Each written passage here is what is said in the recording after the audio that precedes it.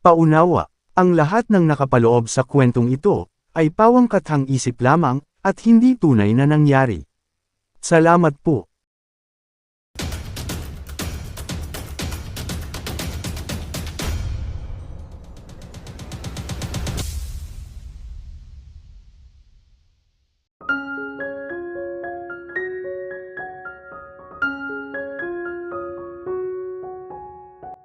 Gabi na nang makauwi si Diego sa kanilang bahay. Pagpasok niya sa bakuran, napansin niyang may ilaw pa sa sala.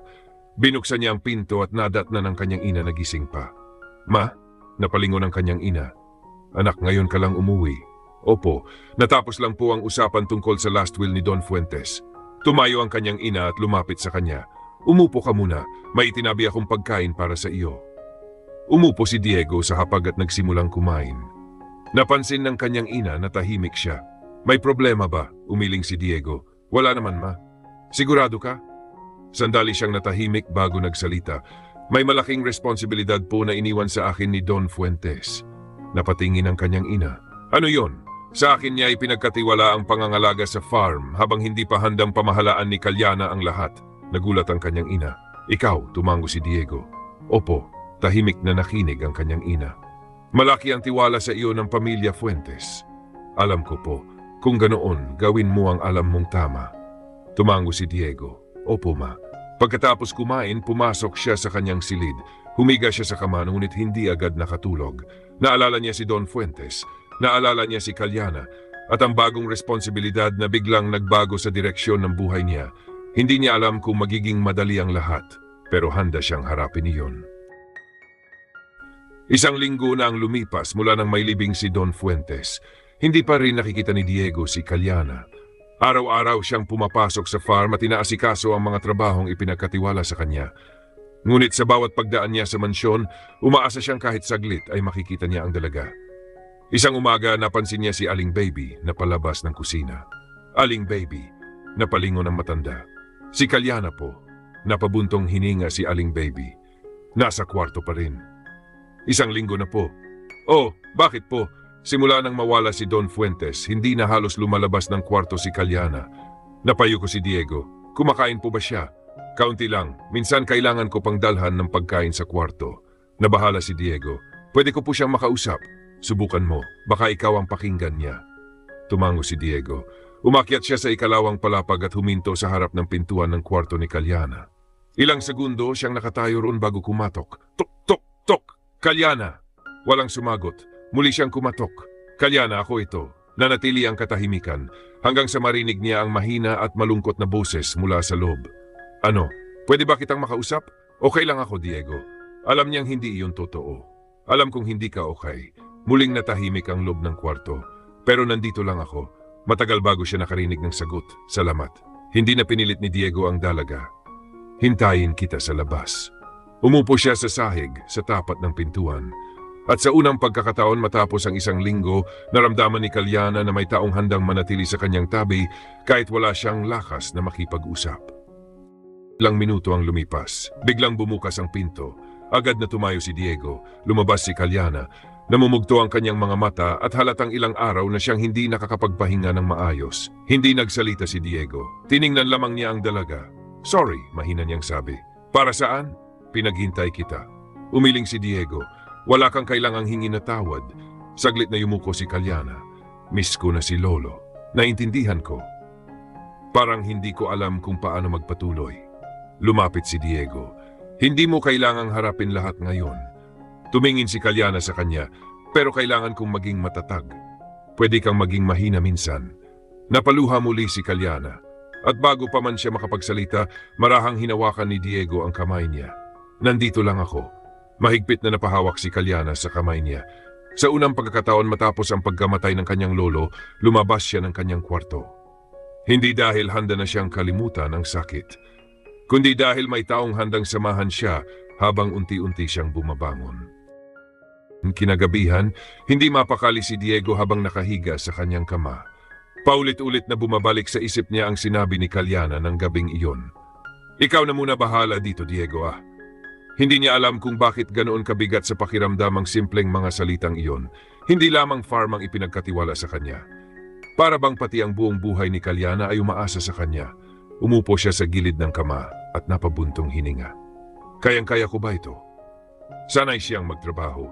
Sanay siyang magbuhat, magtanim, mag-ayos ng mga kaing at tumulong sa farm. Pero ibang bagay ang responsibilidad na iniwan ni Don Fuentes. Hindi niya alam kung paano magiging tagapangalaga ng isang buong farm, lalo na at may isang taong mahalaga sa kanya na kailangang alagaan din. Napatingin siya sa bintana. Naalala niya ang unang pagkikita nila ni Kalyana, ang mga pag-uusap nila, ang lumang kubo, ang tagong lawa, at ang araw na tuluyan nang nagbago ang kanilang relasyon. Napangiti siya ng bahagya. Ikaw na muna bahala dito, Diego. Muli niyang naalala ang boses ni Kalyana. Humiga siyang muli. O Kalyana, mahina niyang sambit. Ako muna ang bahala. Sa gabing iyon, sa unang pagkakataon, tinanggap ni Diego ng buong buo ang responsibilidad na iniwan sa kanya ni Don Fuentes. Hindi dahil kailangan niya, kundi dahil gusto niyang gawin iyon para kay Kalyana. Nabukasan, maagang nagpunta si Diego sa mansyon. Masaya siya habang naglalakad papunta roon. May dala siyang basket ng almusal na siya mismo ang naghanda. Excited siyang makita muli si Kalyana. Pagdating niya sa mansyon, agad niyang hinanap si Aling Baby. Aling Baby, lumabas ang matanda mula sa kusina. Ay, Diego, maaga ka. May dala po akong breakfast para kay Kalyana. Ngumiti si Diego. Nasaan po siya? Biglang nagbago ang mukha ni Aling Baby. Nawala ang ngiti nito. Diego, ano po? Sandaling natahimik ang matanda bago nagsalita. Kagabi pagkatapos ninyong mag-usap ni Kalyana. Napatingin si Diego sa kanya. May pinuntahan daw siya sa lungsod. Sa lungsod, tumango si Aling Baby. At kaninang madaling araw, nalaman kong sumakay na siya ng eroplano. Nanigas si Diego. Anong ibig ninyong sabihin? Bumalik na siya sa Amerika. Parang biglang nawala ang saya sa mukha ni Diego. Dahan-dahan niyang ibinaba ang basket na hawak niya. Pero bakit? Hindi ko alam, Diego. Wala siyang sinabi sa akin. Napayuko ang binata. Kagabi lamang sinabi ni Kalyana na siya na muna ang bahala sa lahat. Akala niya, mananatili ito. Akala niya sa wakas ay makakasama na niya itong muli. Ngunit habang hawak niya ang basket ng almusal na para sana kay Kalyana, isang bagay lamang ang paulit-ulit na umalingaw-ngaw sa isip niya. Bakit hindi man lang siya nagpaalam? Habang lula na ng eroplano, tahimik na nakaupo si Kalyana sa kanyang upuan. Nakatingin siya sa bintana habang unti-unting lumiliit ang mga ilaw ng lungsod sa ibaba. Hindi niya magawang pigilan ang pagluha. Pinunasan niya ang pisngi niya, ngunit patuloy pa rin ang pagtulo ng kanyang mga luha. Naalala niya ang mansyon, ang farm, ang kanyang lolo, at si Diego. Napapikit siya. Hindi niya sinabi kay Diego ang tungkol sa pag-alis niya dahil alam niyang pipigilan siya nito. At higit sa lahat, alam niyang kapag nagpaalam siya ng harapan, baka hindi niya kayaning umalis. Kaya pinili niyang umalis ng tahimik. Kinuha niya mula sa kanyang bag ang maliit na larawan ng kanyang lolo. Pasensya na, Lolo, mahina niyang sambit. Pero kailangan ko munang bumalik. Muli siyang napaluha. Hindi niya alam kung kailan siya makakabalik sa Pilipinas. Hindi rin niya alam kung paano niya haharapin ang lahat pagdating sa Amerika. Ngunit isang bagay ang sigurado, hindi niya kayang kalimutan ang mga naiwan niya sa probinsya. Lalo na ang isang taong hindi man lang niya nabigyan ng pagkakataong makapagpaalam, si Diego. 3 linggo ang lumipas mula nang bumalik si Kalyana sa Amerika. Sa mga nakaraang araw, palagi siyang masama ang pakiramdam. Madalas siyang nahihilo at ilang beses sa isang araw ay sinusukan niya ang kanyang kinakain. Hindi niya maintindihan kung bakit ganoon ang kanyang katawan. Isang umaga, muli siyang napaupo matapos magsuka. Napansin siya ni Sabrina na kakapasok lamang sa silid. Kalya? Napatingin si Kalyana sa kapatid. Okay ka lang? Oo, siguro pagod lang ako. Lumapit si Sabrina at umupo sa tabi niya. Ilang araw ka ng ganyan. Hindi ko rin alam kung bakit. Palagi kang nasusuka, ayaw mong kumain, tapos lagi kang nanghihina. Napabuntong hininga si Kalyana. Siguro dahil sa lahat ng nangyari kay Lolo. Tahimik na tumingin si Sabrina sa kanya.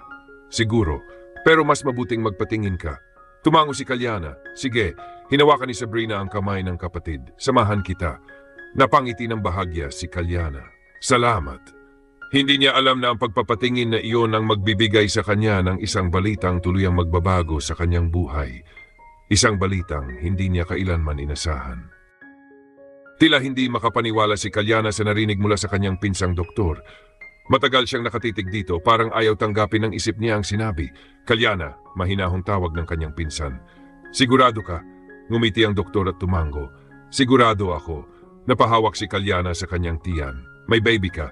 Nanlaki ang mga mata niya. Baby? Oo. Masayang ngumiti ang kanyang pinsan. Congratulations. Hindi agad nakapagsalita si Kalyana. Napuno ng luha ang kanyang mga mata, ngunit hindi niya alam kung dahil ba iyon sa saya, gulat o takot. Isang maliit na buhay ang nasa loob niya, at alam niya kung sino ang ama. Si Diego. Napapikit siya habang bumabalik sa kanyang alaala ang mga sandaling magkasama sila sa probinsya. Ang lumang kubo, ang tagong lawa, ang mga pangarap na hindi nila napag-usapan. Diego. Mahinsin ang kanyang pinsan ng pagbabago sa mukha niya. May problema ba? Umiling si Kalyana. Wala. Ngunit sa loob-loob niya, isang tanong ang paulit-ulit na bumabagabag sa kanya. Paano niya sasabihin kay Diego ang tungkol sa kanilang anak, gayong iniwan niya ito nang walang paalam? 8 buwan ang lumipas. Sa isang ospital sa Amerika, narinig ang unang iyak ng 2 sanggol. Napaluha si Kalyana habang nakatingin sa kanyang mga anak. Hindi lang isa, kundi 2. 2 malulusog na lalaki ang isinilang niya, kambal. Ang mga anak mo, masayang sabi ng kanyang pinsang doktor habang maingat na ipinapakita sa kanya ang 2 sanggol. Hindi napigilan ni Kalyana ang pagngiti kahit pagod na pagod siya. Ang gaganda nila. Marahan niyang hinawakan ang maliliit na kamay ng kambal. Muling napuno ng luha ang kanyang mga mata. Sa isip niya, isang pangalan ang agad niyang naalala. Diego. Hindi niya alam kung ano ang magiging reaksyon nito kapag nalaman nitong mayroon na pala siyang 2 anak. Hindi niya alam kung magagalit ito dahil umalis siya nang walang paalam.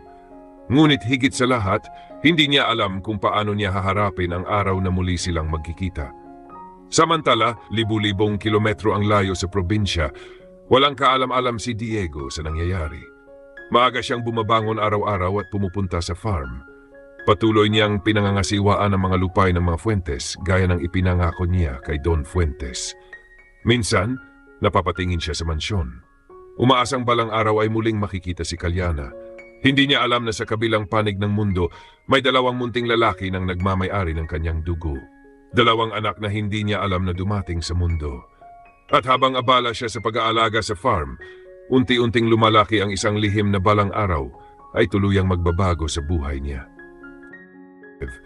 4 na taon na ang lumipas mula nang isilang ang kambal.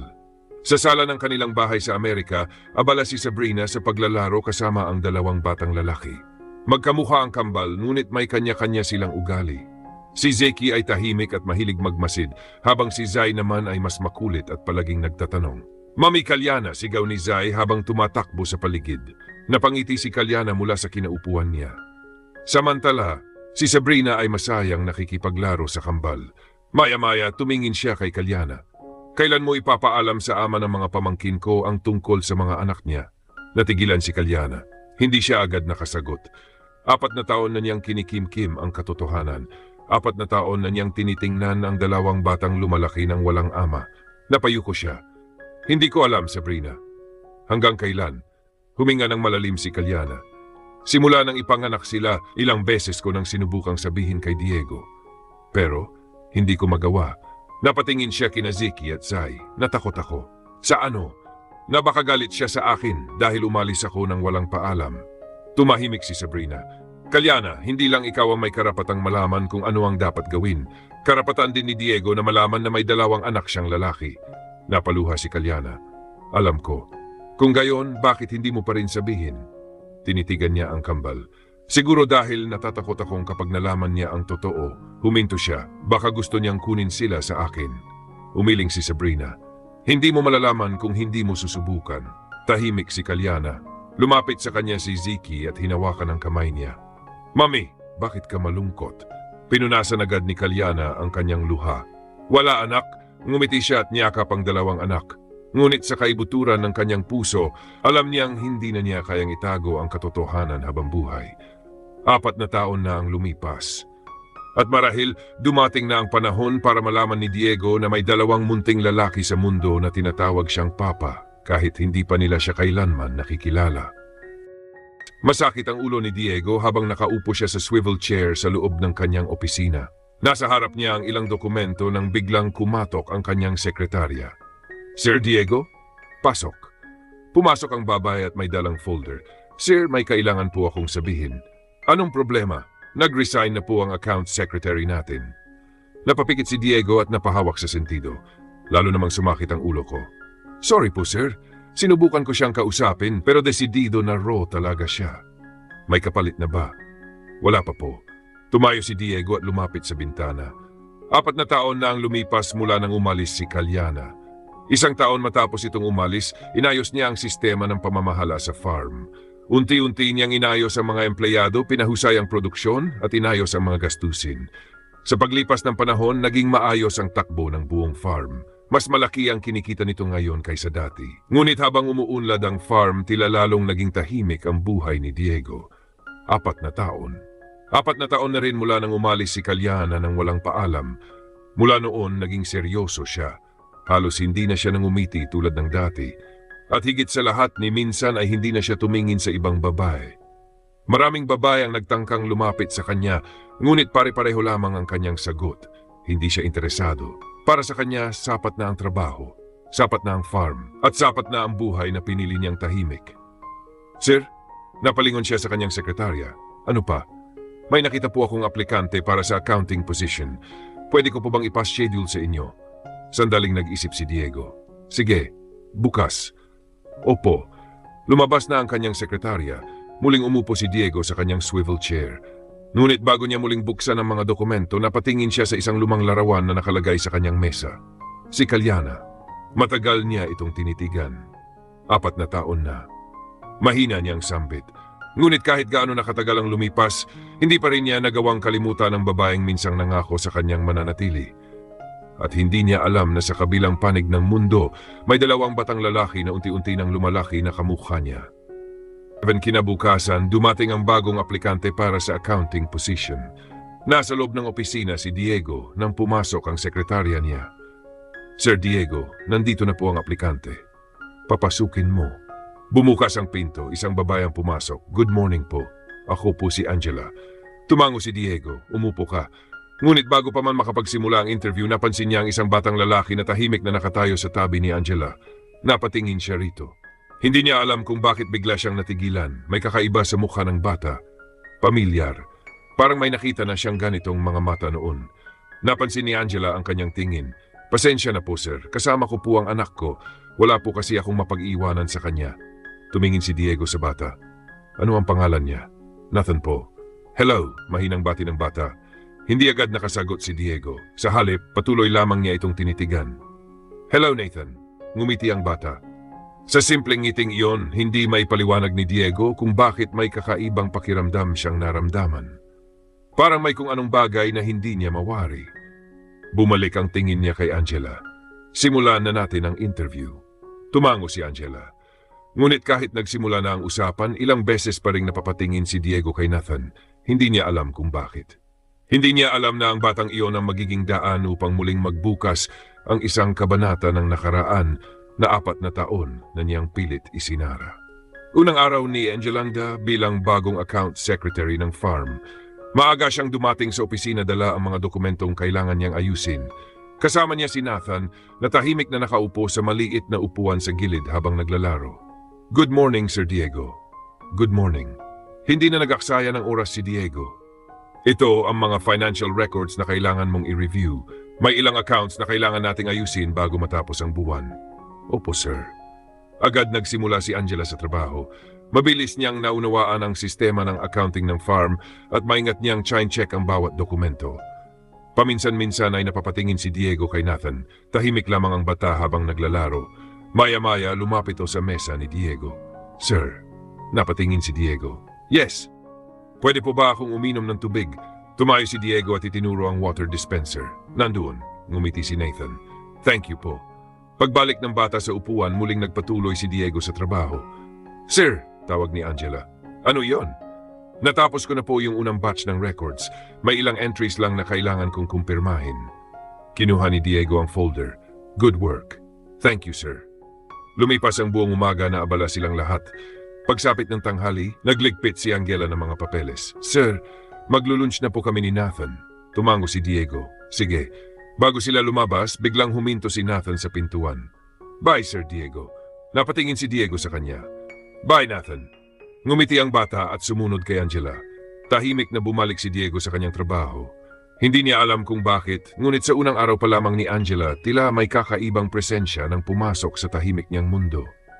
Hindi niya alam na ang simpleng dating ng bagong account secretary at ng anak nitong si Nathan ang magiging simula ng isang bagong yugto sa buhay niya. Lumipas ang ilang buwan. Naging maayos ang mga transaksyon sa farm. Malaki ang naitulong ni Angela sa pag-ayos ng mga account at dokumento, kaya mas naging maayos ang pamamalakad ni Diego. Unti-unti ring nagbago ang buhay niya. Hindi na siya tulad noong mga unang taon matapos umalis si Kalyana. Mas madalas na siyang ngumiti. Mas madalas na rin siyang nakikipag-usap sa mga tao sa paligid niya. At sa paglipas ng panahon, naging malapit siya kay Angela. Maging si Nathan ay naging malapit sa kanya. Madalas ay kasama niya ang bata kapag nasa farm ito. Tinuruan niya itong magbisikleta, mag-alaga ng mga halaman at kung minsan ay sumama sa kanya sa paglilibot sa bukid. Isang araw, maagang dumating si Diego sa bahay ni Angela. May dala siyang malaking kahon. "Sir, ano po iyan?" tanong ni Angela. Ngumiti lamang siya. "Surprise para kay Nathan." Nang makita ni Nathan kahon, agad itong lumapit. "Para saan po iyan?" "Ikaw ang magbukas." Excited na binuksan ng bata ang kahon. Nanlaki ang mga mata niya nang makita ang isang bagong bisikleta. "Wow!" Masayang-masaya si Nathan. "Sa akin po ito." "Oh, thank you, Sir Diego." Agad nitong niyakap ang binata. Napangiti si Diego habang tinatapik ang balikat ng bata.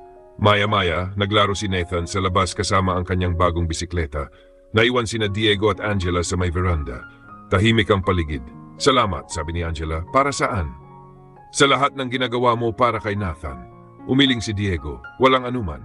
Sandaling natahimik ang dalawa. Huminga ng malalim si Diego. "Angela, may sasabihin ako sa iyo." Napatingin siya sa babae. Matagal nang pinag-iisipan ni Diego ang sandaling iyon. "Sa mga panahong nakasama kita, unti-unti kong naramdaman na nagbago ang buhay ko." Hindi nagsalita si Angela. "Matagal akong hindi naniniwala na kaya ko pang maging masaya ulit." Napayuko siya sandali. "Pero dumating ka." Tumingin siya ng diretso kay Angela. "At hindi ko na malayang naging mahalaga ka na sa akin." Nanatiling tahimik si Angela. "Angela," huminga ng malalim si Diego. "Mahal kita," napatitig sa kanyang babae. Hindi niya agad alam kung ano ang isasagot. Ngunit sa mga mata ni Diego, nakita niyang seryoso ito.